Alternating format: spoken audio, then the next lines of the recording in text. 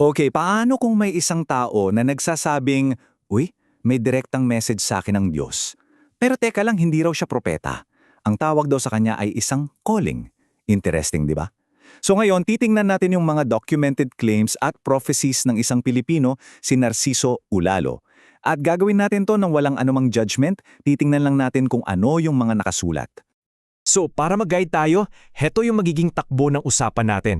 Unahin natin kung sino ba itong calling, tapos yung mga visions niya sa future, mga warnings niya para sa mundo, ano ang yung mission niya, at syempre, paano niya hinaharap yung mga kumokontra sa kanya. Let's go! Okay, first things first. Sino nga ba si Narciso Olalo? Kasi bago natin maintindihan yung mga sinasabi niyang propesiya, kailangan muna natin kilalanin kung paano niya ba nakikita ang sarili niya sa buong kwentong ito. Ito yung interesting. Based mismo kay Olalo, hindi daw siya propeta. Hindi rin sugo yung mga usual na naririnig natin. Sabi niya, mismong ang Diyos daw ang nagbigay sa kanya ng very specific na pangalan or title at yun nga ay calling.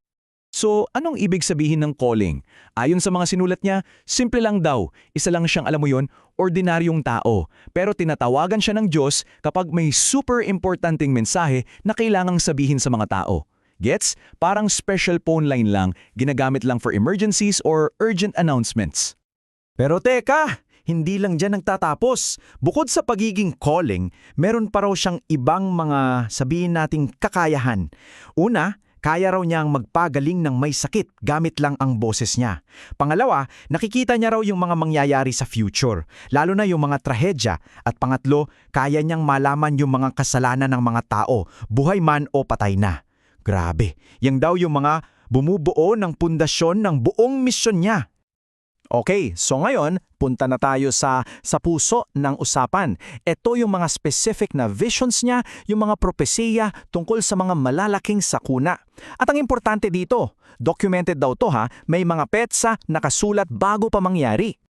Let's start with this one, yung lindol sa Nepal noong 2015. Tingnan nyo yung timeline. April 2, may una raw siyang message. Tapos April 13 may pangalawa pa. At yung lindol mismo, April 25.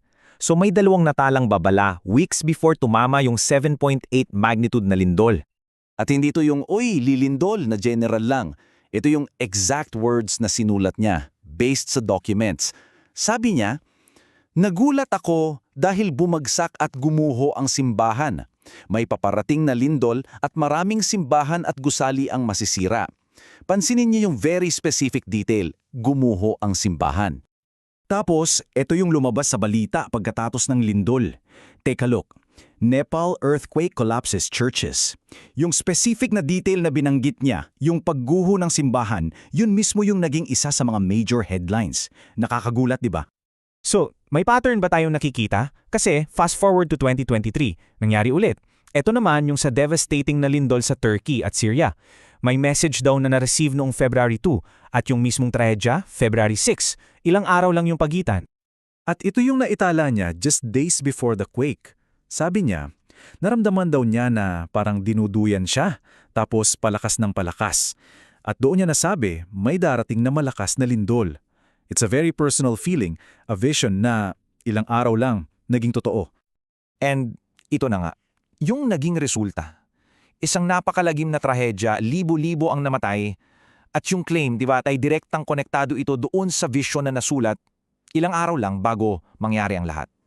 Okay, so tapos na tayo sa mga natural disasters. Pero hindi lang pala yun ang laman ng mga babala niya. Meron din daw mga mensahe para sa mga specific na tao at tungkol sa, divine judgment o banal na paghuhukom. At isa sa mga pinaka-kontrobersyal, ito. Isang vision na tungkol sa nooy senador na si Leila de Lima.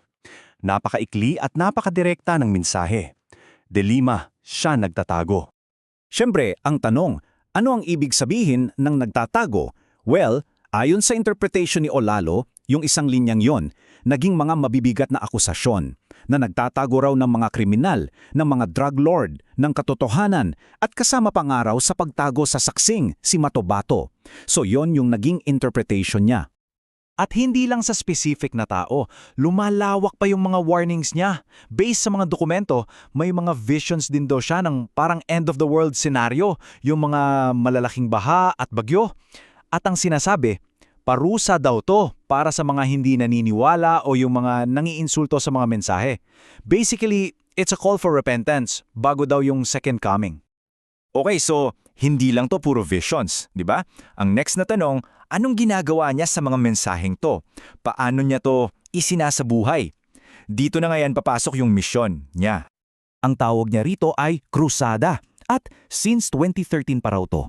Basically, nag-organize siya ng mga events pero hindi lang ito para sa preaching ha. Tingnan nyo, lahat daw ng serbisyo absolutely free. Nagbibigay sila ng libreng pagkain at kung minsan pati pamasahin ng mga taong hirap makapunta, sinasagot pa nila. Ulitin ko ha, lahat daw libre. So saan galing ang pera? Dito niya ipinapakita yung malaking pagkakaiba. Sa side niya, nagtatrabaho raw siya bilang maintenance staff at yung pondo para sa misyon galing mismo sa sarili niyang bulsa. Sabi niya, malinis na pera mula sa pagtatrabaho. Tapos, ikunumpara niya to sa mga pari at pastor. Ayon sa kanya, sila daw ay nangongolekta ng pera, tithes, donations, at ang matindi niyang sinabi, pinagkakakitaan nila ang mga salita ng Diyos. Bigat nun. Siyempre dahil sa mga ganyang statements, yung mga banat niya sa mga religious leaders, hindi mo maiiwasan na magkaroon ng mga kritiko. So paano niya ngayon hinaharap yung mga to? Lalo na yung mga nagsasabing isa siyang false prophet. Well, eto yung diretsahan niyang sagot. Parang binaliktad niya yung akusasyon. Sabi niya, nagkakamali kayo na tawagin akong false prophet. Kasi una sa lahat, hindi naman sinabi ng Diyos na prophet ako.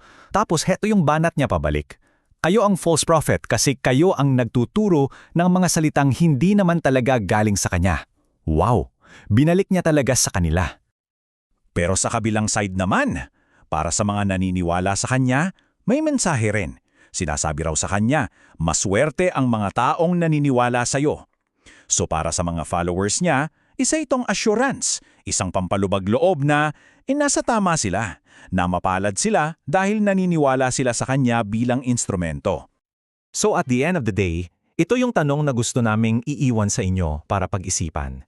Kapag may isang tao na lumapit at sinabing, nagsasalita ako para sa Diyos, ano pa talaga yung basehan natin?